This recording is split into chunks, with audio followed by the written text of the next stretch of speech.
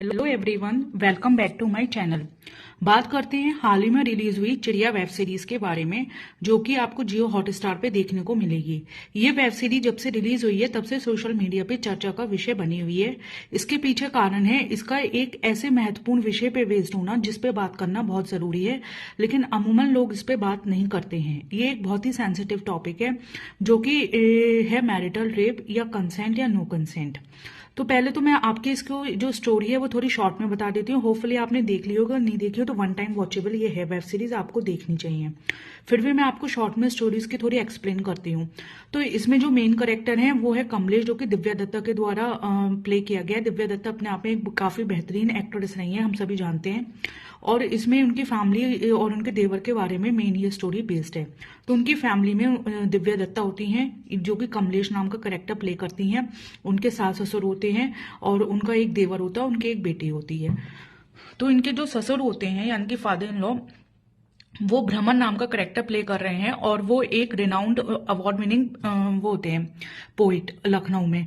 और वो अपना अवार्ड किसी कारण से लौटा देते हैं क्योंकि वो हमेशा सही का साथ देते हैं, इसलिए लेकिन उनकी काफी अच्छी रेपुटेशन होती है अपनी सिटी में और उनकी काफी दूर तक पहुंच भी होती है। फिर उसके बाद में जो इनका देवर है वो उस देवर को कमलेश ने अपने बेटे की तरह पाला होता है, क्योंकि उनके एक ही बेटी होती है और उन्हें हमेशा से एक बेटे की चाह होती है। लेकिन जब डॉक्टर उनकी बेटी होने के बाद में कहते हैं कि उन्हें कोई और बच्चा नहीं हो सकता, तो वो अपने देवर को ही, जो कि उस समय काफी छोटा होता है, उसे अपना खुद का बेटा मान के उसे पालती हैं। फिर जो जो इनका देवर यानी कि अरुण है, उसको वो मतलब ओवर प्रोटेक्टिव होती हैं उसके लिए। एक बार अरुण को कई लोग मिलकर पीट रहे होते हैं, लेकिन वो अरुण को बचाने जाती हैं और कहती हैं कि उनका अरुण कभी भी गलत नहीं हो सकता।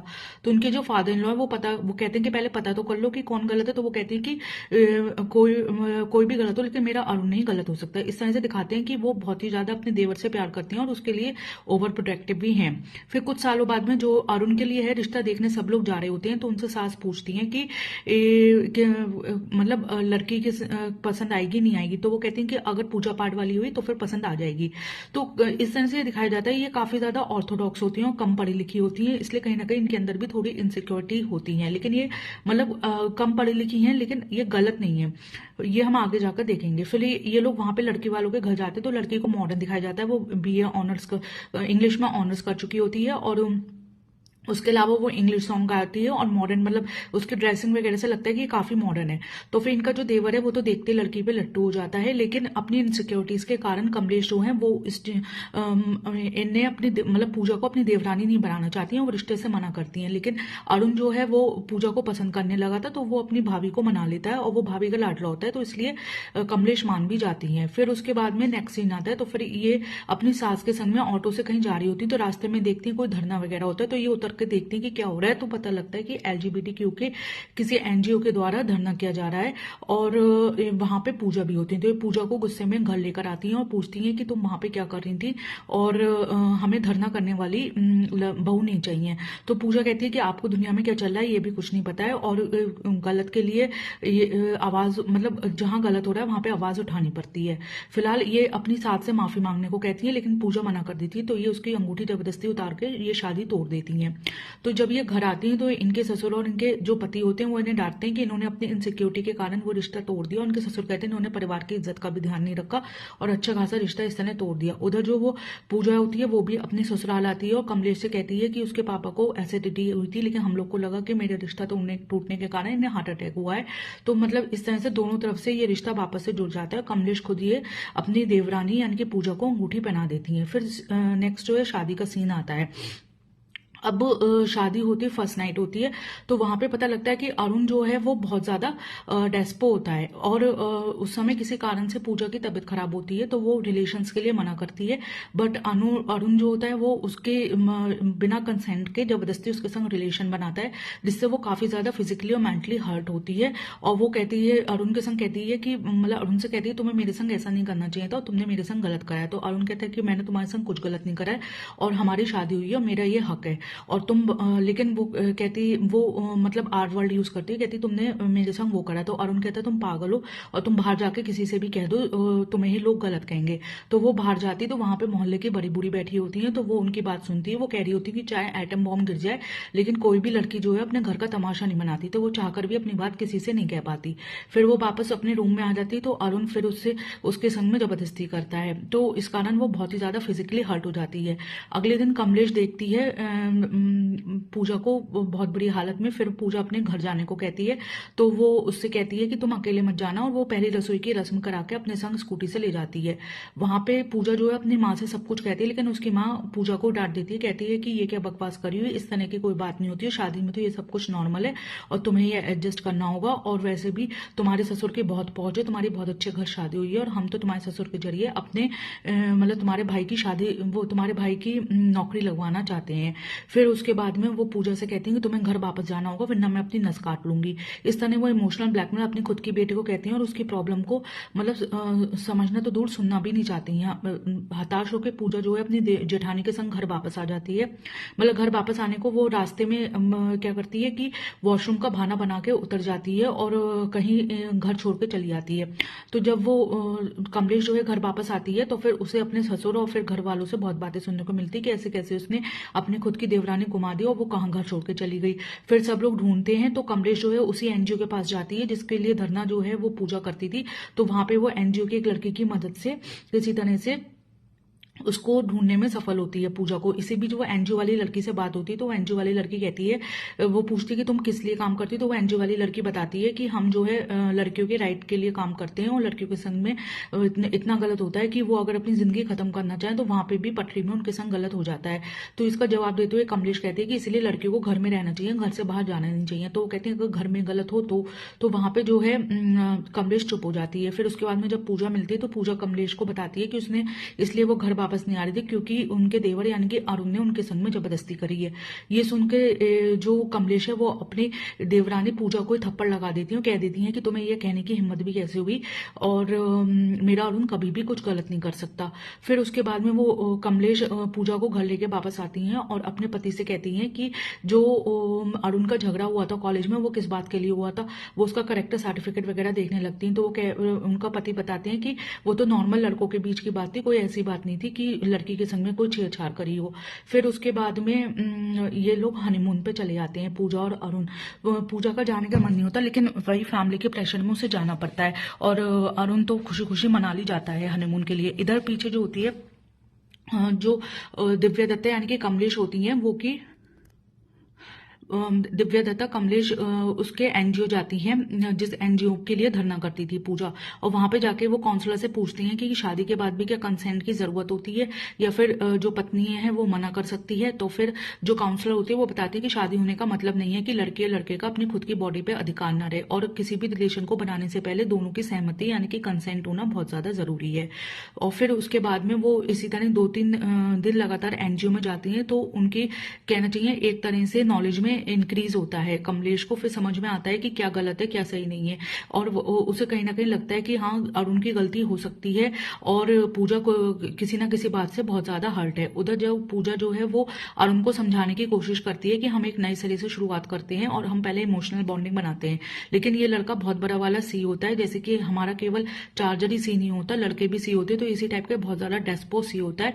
और ये फिर वही उसी तरह की जबरदस्ती जो है वो अपनी पत्नी यानी कि पूजा के संग में करता है, जिससे पूजा मतलब उसके मन में बहुत ज्यादा डर बैठ जाता है। फिर उसके नेक्स्ट जब अरुण उसके संग रिलेशन बनाने के लिए कहता है तो ये वॉशरूम जाती है और कहती है कि मैं पीरियड से हो गई हूँ इसलिए मैं अब किसी भी तरह का रिलेशन आज ही नहीं बना सकती। तो वो अरुण कहता है कि दिखाओ कि तुम पीरियड से हुई हो नहीं हुई हो। तो वो इस हद तक चली जाती है कि अपने खुद के प्राइवेट पार्ट को ये हर्ट कर लेती है ब्लेड से। तो उसके बाद में नेक्स्ट जो है अरुण अपने घर वापस लाता है और हॉस्पिटल में एडमिट करता है। इतनी ज्यादा उसकी कहना चाहिए इंटरनल ब्लीडिंग होती है, तो फिर वो वहां पे सब घर वाले इकट्ठे इकट्ठे होते हैं। तो फिर वो अपनी भाभी यानी कि कमलेश से कहता है कि भाभी लेडीज प्रॉब्लम हुई है। तो फिर वो डॉक्टर से मिलती है, तो डॉक्टर कहती है आपसे किसने कहा लेडीज प्रॉब्लम है, इसके तो वेजाइना में कट लगे हुए हैं और इसने मतलब ये इसको वहां पे किसी ने घायल करा है। तो ये सुन के कमलेश शॉक्ड हो जाती है और वो जाकर पूजा से पूछती है कि ये काम किसने करा। तो वो पूजा बताती है ये मैंने खुद ही करा, क्योंकि आपका देवर मुझे इस तरह टॉर्चर करता है, उससे बचने के लिए मैंने अपने आप को घायल कर लिया। और वो कहती है कि कोई भी लड़की अपने आप को घायल नहीं करेगी, आप खुद करके देखिएगा कि ये अपने खुद के प्राइवेट पार्ट को हर्ट करना इतना आसान नहीं है, और मैं झूठ नहीं बोल रही थी। तो वो घर आती है और वॉशरूम में कमलेश खुद को ट्राई करती है ब्लेड से, बट वो नहीं कर पाती है। फिर वो बहुत ही रोती है और समझती है कि अरुण गलत है और उसे अरुण को जेल भिजवाना है। उसके बाद में हॉस्पिटल से पूजा को घर लाया जाता है। तो वो बिल पे करने के लिए अरुण हॉस्पिटल जाता है और वो लेडी डॉक्टर से मिलता है, और लेडी डॉक्टर से वो 30 माह खा बन के कहता है कि अब हम फिर से कब से रिलेशन बना सकते हैं। तो जब डॉक्टर को पता लगता है कि ये पूजा का हस्बैंड अरुण है, तो वो उसको बहुत ज्यादा डांटती है और कहती है कि तुम अभी तक बाहर कैसे घूम रहे हो, तुम्हें तो जेल में होना चाहिए, तुम मॉन्स्टर हो, और तुम्हारी पत्नी को इतने ज्यादा कट कैसे लगे प्राइवेट पार्ट में।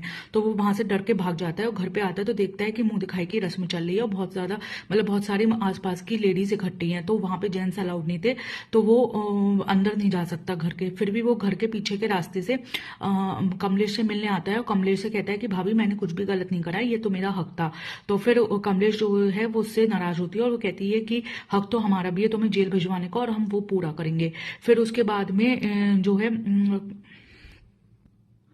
कमलेश जो है वो अपनी देवरानी पूजा से कहती है कि हम जो है वो अपने पापा यानी कि जो ब्रह्मा जी उनके फादर इन लॉ उन्हें सब कुछ बताएंगे, वो हमेशा सही का साथ देते हैं और काफी न्यायप्रिय हैं, और फिर देखना अरुण को वो खुद ही जेल भेज देंगे। फिर जब सब लोग चले जाते हैं तो घर में बैठ के बात होती है और कमलेश जो है वो सारी बात अपने ससुर को बताती हैं। तो फिर उनके ससुर जो है वो अपने बेटे अरुण से पूजा से माफी मांगने को कहते हैं और वो अरुण जो है वो सॉरी बोल देता है। ये देख करके जो कमलेश है उसे वो बहुत ज्यादा हर्ट होती है और उसे लगता है कि उसके ससुर बहुत ज्यादा हिपोक्रेट है। कहां तो वो दूसरों के हक के लिए अपना अवार्ड तक वापस कर देते हैं और कहां वो अपने घर के खुद के बहुओं को भी न्याय नहीं दिलवा पा रहे हैं, और खाली उन्होंने सॉरी बोल के ये बात खत्म करवा दी। उसके हिसाब से अरुण को जेल भेजना ही इस बात का सबसे सही सोल्यूशन था। फिर उसके बाद में वो अपने ससुर से जाके बात करती है कि ये आपने मतलब अपने खुद की बहुओं को क्यों नहीं न्याय दिलवाया, आप तो दूसरों के अधिकार के लिए अपना अवार्ड तक वापस कर चुके हैं, तो अपने खुद के घर में आप न्याय क्यों नहीं कर पा रहे हैं। तो उनके ससुर कहते हैं कि मेरी नजर में ये अपराधी नहीं है और फिर मैं अपने खुद के बेटे को कैसे जेल भेज सकता हूं। तो वो कहती है कि आप नहीं भेज सकते लेकिन मैं तो जरूर भेजूंगी।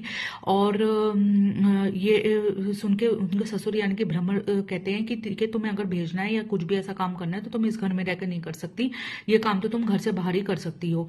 तो फिर कमलेश जो है वो पूजा और अपनी बेटी पिंकी को लेकर घर छोड़ के जाने लगती है। तो फिर उसके ससुर और पति, उसकी सास और पति उसे रोकना चाहते हैं, लेकिन ब्राह्मण उसके ससुर कहते हैं कि इन्हें रोकने की कोई जरूरत नहीं है, देखना कि आधे घंटे में मेरे आके पैर छू के माफी मांगेगी और इसकी हिम्मत नहीं है घर छोड़ दे। फिर होता भी ऐसा ही है, वो आधे घंटे बाद ही घर पे वापस आने लगती है। तो फिर उसके कमलेश पति खड़ा होता है, वो कमलेश का पति खड़ा होता है, वो कहता है कि मैंने भी कई बार गलत होते हुए अपना मुंह मोड़ा था, डर के मारे मैं कुछ भी नहीं बोल पाया था, बस में कई बार मैंने लड़कियों के संग गलत होते देखा, लेकिन मैं तुम्हें इस तरह से अपने घर में गलत होने पर बोलने से नहीं रोक सकता। तुम्हें बोलना चाहिए और सही का साथ देना चाहिए और मैं तुम्हारी हिम्मत टूटते हुए नहीं देख सकता। एक तरह से कमलेश का पति उसे मोटिवेट करता है। तो कमलेश जाके अपने ससुर के पैर छूती है, तो वो ससुर खुश होते हुए कहते हैं कि देखा, मैंने कहा था नहीं आके हमारे पैर छुएगी। तो वो कहती है कि नहीं, मैं आपसे जो है वो वापस नहीं आई हूँ घर, मैं अरुण को जेल भेजने के लिए आपसे आशीर्वाद लेने आई हूँ। फिर ये कह करके वो अपने नाना जी के पास चली जाती है अपनी देवरानी और पिंकी को लेकर के, और वो उसके नाना जी जो होते हैं वो वकील होते हैं। तो नाना जी बताते हैं कि हमारे देश में मैरिटल रेप पे कोई कानून ही नहीं बना हुआ है, लेकिन हम तुम्हारे सास ससुर और इसके पति को दहेज के आरोप में जेल भिजवा सकते हैं। तो ये सुन के कमलेश कहती है कि जब दहेज उन्होंने लिया ही नहीं है, इस तरह का कोई अपराध नहीं हुआ है, तो हम उन्हें झूठे उसमें आरोप में क्यों फंसाएं। तो फिर वो कहते हैं कि हमारे पास में सीधा कोई तरीका नहीं लड़ने का, तो हम तो केवल मतलब दहेज के केस में उन्हें फंसा सकते हैं, इसमें उन्हें बेल भी नहीं मिलेगी। तो वो कमलेश इस चीज के लिए तैयार नहीं थी, कहती कि सास ससुर की इसमें कोई गलती नहीं है और मैं इन्हें गलत आरोप में नहीं फंसा सकती। लेकिन पूजा प्रतिशोध की आग में जल रही होती है, वो कहती कि मेरे संग इतना गलत हो रहा था, तब सास ससुर ने कुछ नहीं बोला और अब मैं इन्हें जेल भेजूंगी, चाहे वो मुझे दहेज का झूठा आरोपी उन पे क्यों ना लगाना पड़े। और ये कहकर के वो नाना जी के संग मिलके रिपोर्ट लिखवा देती है, लेकिन जो एप्लीकेशन होती है वो कमलेश जाके जला देती है। जब कमलेश वो एप्लीकेशन जला देती है तो वो बहुत ज्यादा पूजा जो है हताश होती है, लेकिन उसके नाना जी कहते हैं कि तुम हताश मत हो, हम ऑनलाइन भी रिपोर्ट कर सकते हैं। तो वो ऑनलाइन रिपोर्ट कर देते हैं। तो इनके सास ससुर और उनको जेल में डालने के लिए पुलिस पकड़ कर ले जाती है, लेकिन इन्हें बेल मिल जाती है क्योंकि कमलेश जो है वो फोन करके पहले ही बता देती है, जिससे इन्हें एंटिसिपेटेड जेल वो बेल मिल जाती है। तो इधर पूजा जो है वो बहुत ज्यादा गुस्सा होती है और कहती है कमलेश से कि आपको मुझे दिलाना नहीं है और आपके ये सच्चाई के नाटक ने जो है मेरे हाथ से इतना बड़ा मौका गवा दिया। उधर जो है इनकी जेल जाने से बदनामी तो होती है, मोहल्ले में सब लोग देखते हैं। तो फिर इनके ससुर जो हैं वो पूजा के पिता से मिलने जाते हैं और कहते हैं कि आप क्या चाहते हैं, अपनी बेटी का क्या तलाक चाहते हैं? तो वो कहते हैं कि नहीं, हमने तो शादी कर दी, हम कैसे उसे वापस ले सकते हैं। तो उसके ससुर कहते हैं कि मुझे आपसे यही उम्मीद थी, लेकिन अब हमारे घर में वो पैर छू के वापस आएगी और इसके लिए आपको हमारा साथ देना होगा। और वो पूजा के जो ससुर होते हैं वो उसके पिता को 2 गोली खाने को देते हैं, जिस नींद की गोली होती है, जिससे वो बीमार पड़ जाए। जब पूजा को ये बात पता लगती है तो वो हॉस्पिटल में मिलने आती है। तो फिर अरुण कहता है कि देखो हमारे कारण तुम्हारे पापा ने ये क्या कर लिया, अब तुम घर वापस आ जाओ। लेकिन वो घर वापस नहीं आना चाहती, तो पूजा के पापा उसे हाथ जोड़ के वापस घर जाने को कहते हैं। इस तरह पूजा को ना चाहते हुए भी वापस फिर से अपने ससुराल आना पड़ता है। और इधर उसके ससुर जो है वो पूजा के पिता को उसके भाई की नौकरी का भी वादा कर देते हैं। फिर जब ये घर वापस आती है तो फिर उसके सास ससुर कहते हैं कि हमारी बहुओं के घर वापस आने की खुशी में हम सभी जो है वो कथा करेंगे। और फिर इनकी जो अरुण की दादी होती है वो दोनों बहुओं को डांटती हुई कहती है कि गई तो तुम लोग बड़ी बड़ी बातें करके थी कि हम न्याय लेंगे, ऐसा करेंगे, लेकिन एक लौकी भी नहीं लेकर आई। 3 दिन बाद फिर से जूते खाने को वापस आ गई घर पे। तो फिर कमलेश कहती है कि जब इस चीज के खिलाफ कोई कानून ही नहीं बनाए तो हम क्या करें, किसी का सर फोड़ दें। फिर पूजा कहती है कि जब मेरे पिता ने खुद ही नींद की गोली खा के अपनी तबियत खराब कर ली तो इसी कारण मुझे घर वापस आना पड़ा। तो उनकी दादी कहती है कि इसी तरह औरतों की जो खामोशी है उस मतलब उन्हें खामोश कर दिया जाता है, उनकी आवाज को बंद कर दिया जाता है। और तुम्हें सर फोड़ने की जरूरत नहीं है, तुम्हें अपनी खामोशी तोड़ने की जरूरत है, तुम्हें अपना मुंह खोलना होगा। फिर घाट में जब कथा होती है तो सब औरतें इकट्ठी होती हैं, तो वहां पे पंडित जी की जगह जो है वो कमलेश बैठ जाती है और वो कहती है कि पहले की जो कहानी होती थी हर एक देवी की अलग होती थी, लेकिन आज की तारीख में हर एक महिला की कहानी जो है वो एक ही है, वो है कि अपने शरीर पे खुद का अधिकार ना होना, पैदा होना, फिजिकल रिलेशन बनाना और बच्चे पैदा करना। और फिर पूजा कहती है कि मेरे पति ने मेरे संग गलत करा और मेरी सहमति के बिना उसने मेरे संग जबरदस्ती करी है। ये सुन के सब जो औरतें थी वो आपस में खुसे पुसे करने लगती हैं। तो उधर जो उसके ससुर होते हैं उनसे बहुत गुस्सा आता है और वो खड़े होकर के कहते हैं कि आप सब कैसे अपने बच्चों के सामने इनकी इतनी गलत बातें सुन रही हैं और आप सब जाइए। वो अपनी खुद की पत्नी यानी कि पूजा की सास से उठकर चलने को कहता है, लेकिन पूजा की सास वहीं पे बैठी रहती है। फिर उसके बाद में सभी औरतें उठ के जाने लगती हैं, लेकिन जो कमलेश होती है वो माइक से बोलती है कि वो यहाँ से वही औरतें जाएं जिनके संग कभी कुछ गलत ना हुआ हो या फिर जिनके शरीर को बिना उनकी सहमति के टच नहीं किया गया हो। ये सुनकर सभी औरतें रुक जाती हैं। तो अरुण आता है, वो कहता है कि मैंने अभी तक जो है बहुत नरमी से काम लिया। वो पूजा पे हाथ उठाने लगता है, तो फिर कमलेश उसका हाथ पकड़ के रोक देती है और उसे एक जोरदार चाटा लगाती है। वो कहती है कि तुम्हारे खिलाफ पूरा परिवार खड़ा है, कुछ तो तुमने गलत करा होगा और हम तुमसे सारे अधिकार छीनते, ना तुम अब हमारे बेटे हो, ना तुम हमारे मुंह पे गंगा जल डालना, ना हमारी बेटी की शादी में कंधा देना। ये सुन के जो अरुण है उसे वो टूट जाता है। वो कहता है कि मैं इस तरह नहीं जी पाऊंगा। तो उसके जवाब में कमलेश जी कहती हैं कि जी तो पूजा भी नहीं पाएगी। और वो पूजा से फिर माफी मांगने लगता है। तो पूजा कहती है कि मैं तुम्हें कभी माफ नहीं कर सकती और मैं कानून बनने का इंतजार करूंगी कि जब वो कानून बने और मैं तुम्हें सजा दिलवा पाऊं। यहीं पे ये वेब सीरीज खत्म हो जाती है। अब मेरे कुछ जेन्युइन क्वेश्चन है जो मैं आपको इस वीडियो के सामने आपसे पूछना चाहूंगी, आपके सामने रखना चाहूंगी। आप लोग अपनी जो भी राय हो प्लीज कमेंट्स के जरिए जरूर बताइएगा। पहली बात तो ये कि इसमें क्या दोषी केवल अरुण ही था? हाँ, अरुण बहुत बड़ा डेस्परेट था और गलत था, लेकिन उसको इस तरह के बनाने के पीछे कई सारे कारण थे और असली कल्प्रिट कोई और भी हो सकता है या फिर अरुण के साथ और भी है, मेरा ये मानना है। अब कौन कौन है इस बारे में बात करते हैं। देखिए, सबसे पहले तो कमलेश जी खुद, क्योंकि कमलेश जी ने खुद कहा कि जो इनके खुद के हस्बैंड है यानी कि अरुण के सगे भाई, वो बिल्कुल कहना चाहिए अरुण के अपोजिट थे। वो अपनी पत्नी का पैर दबाने वाला, उसके हर तरह से उसकी खुशी का ख्याल रखने वाला और सुख दुख में साथ देने वाला। यहाँ तक कि जब कमलेश कमजोर पड़ी तो उन्हें मोटिवेट करने वाले उनको खुद के पति थे, वो भी अरुण के सगे भाई थे। लेकिन कमलेश ने कहा कि हमारे पति ऐसे नहीं है क्योंकि हमारे पति को हमारे सास ससुर ने पाला और अरुण ऐसा इसलिए है क्योंकि उसका जो परवरिश है वो हमने करी। फिर हमें कुछ पास्ट के सीन भी दिखाए जाते हैं जहां पे जब अरुण छोटा था और इनके बेटी हुई थी तो फिर इन्होंने बेटी के होने पे शोक बनाया था। जहां इनके सास ससुर पति पूरा परिवार खुश था, वहां अकेली कमलेश ऐसी थी जो अपनी बेटी के के होने पे खुश नहीं थी। दूसरा, जब डॉक्टर ने इन्हें ये बताया कि अब इनके कोई दूसरी औलाद नहीं हो सकती, तो इन्होंने इस पे भी बहुत ज्यादा दुखी हुए, क्योंकि अब इस परिवार को कोई बेटा दे नहीं सकती, यानी कि इनके लिए बेटा होना ही एक औरत का सबसे बड़ा कहना चाहिए फर्ज है, या तभी औरत संपूर्ण होती है, इनका ये मानना था। तो कमलेश जी खुद अपनी एक पिछड़ी सोच की कहीं ना कहीं शिकार थी, और इसी चीज को उन्होंने अरुण में पास ऑन करा, और अरुण के अंदर एक सुपेरियोरिटी कॉम्प्लेक्स आ गया कि वो हर लड़की से कहीं ना कहीं बिना किसी कारण सुपर है, और वो किसी भी लड़की के संग में कुछ भी कर सकता है। इसीलिए जब पूजा उसकी पत्नी बनके उसकी जिंदगी में आई, तो उसने उसे समझने की बजाय उसको सिर्फ अपनी खुद की एक तरह से कहना चाहिए जरूरत पूरी करने का सिर्फ एक माध्यम समझा, और उसके लिए किसी भी हद तक वो गया, और उसने अपनी मतलब पत्नी को अपने बराबर का कभी भी समझा ही नहीं। ये कहीं ना कहीं इसके पीछे सबसे बड़ा कारण तो कमलेश जी की खुद की परवरिश थी। और दूसरा, इसमें दूसरी तरफ हम देखें तो जो पूजा थी वो खुद पढ़ी लिखी और कहना चाहिए एक एम्बिशियस लड़की थी। वो जैसा कि बताया गया था इसमें कि वो इंग्लिश ऑनर्स में उसने बीए करा था, और वो यूपीएससी करना चाहती थी। धरना वगैरह वो पहले से कर सकती थी, वो अपने लिए खुद क्यों नहीं स्टैंड ले पाई। शादी करने से पहले ये अरेंज मैरिज थी, और अरेंज मैरिज में कोई बुराई नहीं है, लेकिन उसे अपने खुद के जो वुड बी लाइफ पार्टनर है उसको जानना चाहिए था, जिसके संग पूरी जिंदगी वो जी रही है, जिससे वो कंफर्टेबल हो पाए पहले ही, और उससे हर तरह की बात शेयर करनी चाहिए थी, उसको समझना चाहिए था। अगर वो पहले ही समझ जाती कि इस तरह डेस्परेट है, वो उसकी काउंसलिंग करवा सकती थी, उसे समझा सकती। वो फिर भी नहीं मानता, फिर लीगल एक्शंस लेना, मतलब यहाँ तक बात ही क्यों आई। और फिर दूसरी बात, जब वो देख रही थी कि ये मतलब इस हद तक वो डेस्परेट हो रखा है, तो उसने खुद को हर्ट क्यों करा।